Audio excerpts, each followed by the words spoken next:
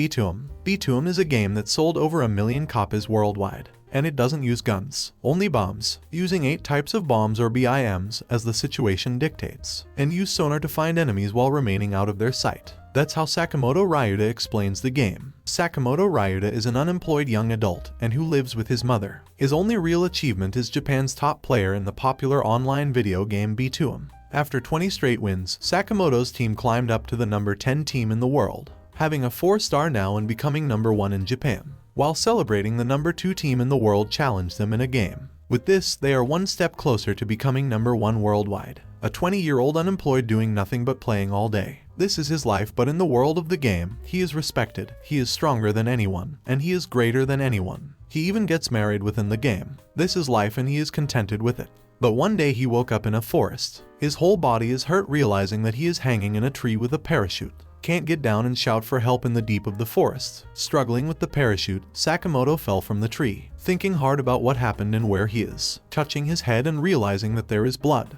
He can't remember anything. Fortunately, he finds his phone, but there is no signal. He noticed that there is a device embedded in his hand and was surprised about it. He tries to remove this glassy thing, but it can't. It doesn't hurt or feels wrong. Kidnapped by UFO, and weird idea came to his mind, and sighing, he finds his bag, his wallet, a change of clothes, and even a convenience store bag there. Then another bag. In a hot tropical forest, he decided to walk to find where he is, touching this creepy insect and spider without his notice. He is surprised and runs somewhere, falling off a cliff, hurting his head and realizing that he is on an island, in front of the beach facing the vast ocean. In his tiredness, he fell asleep, dreaming of a glimpse of what happened to him. He is arguing with his mother about writing a resume for him and sending it to the grocery store. He is angry about it and left the house. He come out of a convenience store and was greeted by 2 gentlemen. He woke up in despair, trying to remember anything, but forcing himself makes his head hurt. Sun is setting and eating his lunchbox, worrying about what to eat the next day. Recognizing the other bag that was not his, he found a box-shaped thingy on it. He is curious about it and pressed a button. Observing it, a timer goes on and counts down from 10.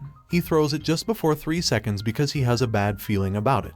It explodes just in time, realizing that it was a bomb. He neglects the pouch bag and tries to leave it. As he walks away, he sees someone. He is happy that he shouts for help, but this man throws something at him. It's a bomb. It explodes right in front of him. Fortunately, he is not injured. Realizing that this man tries to kill him. It is just like in the game. He is supposed to play the game, picking up his pouch and run away from the man. He ran away from the killer, hoping that he loses him, but this man found him. He has no choice but to fight back. He throws his bomb and expects it to explode, but it didn't. The man feels relaxed that it didn't explode. Sakamoto realizes that he needs to press the button to set a timer for his bomb. He tries to throw it again and it explodes, but it didn't hit its target. The killer is happy that Sakamoto didn't know how to use his bomb. So, Sakamoto has no choice. He hides, trying to ambush this man. When he had the right time, he threatened this man and asked a question about where are they, about the bomb, and why it is related to the game Btooom.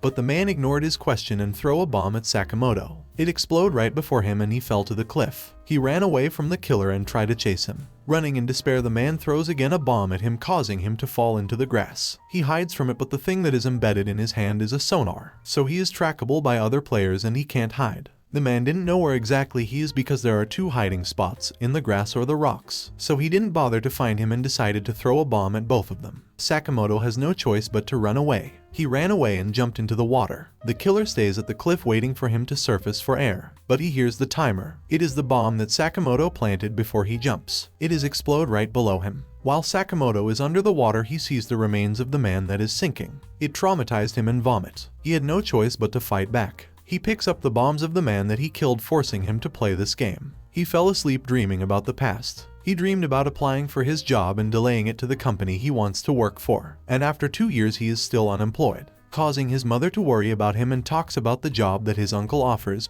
but he refuses, causing them to start an argument. His mother forced him, but he got angry and throws the controller at her. His mother was shocked about it. Waking up, he saws a girl barely naked at the river, trying to wash her body and drink fresh water. He tries to approach her in thirst, but the girl steps back in shock, throwing back in her memory. She is a player of the game Btooom. Team Sakamoto win a game and she is watching it in amazement. Sakamoto approaches her and invites her to a game. She is Himiko, a normal high school girl who studies during the day and plays at the night. She does cosplay on her weekends and stands out a lot. But one day she woke up on the same island, exploring the island, but she can't go inside the jungle, dreaming about school and her friends. Himiko was woke up by a group of people. She is invited to join them, but she is afraid. They could not survive if they can't cooperate. While eating lunch together, they argued about cooperating and killing to survive. There is a teacher in the group who tell them that they must cooperate, and there is a suspicious guy who contradicts it. Arguing with each other, the suspicious guy holds Himiko as a hostage to threaten them, but it is a joke. The fat guy stopped them and tell that they need a leader. Himiko becomes the leader because she is weak. They found an airplane flying above them dropping something. They went there to see what was inside, and they found food and essentials. They eat it in hunger, but the teacher tells them to save it cause food is valuable there. The suspicious man went behind the teacher and kills him, telling them that there is no noise at them now. In the evening, the fat guy wakes Himiko up to escape the killer. Walking away deep into the forest, the fat guy becomes tired and rested for a minute. But something bothered them. They felt that someone approached them via sonar, causing them to panic and run away. They went to a rope bridge and tried to cross, but the killer caught up.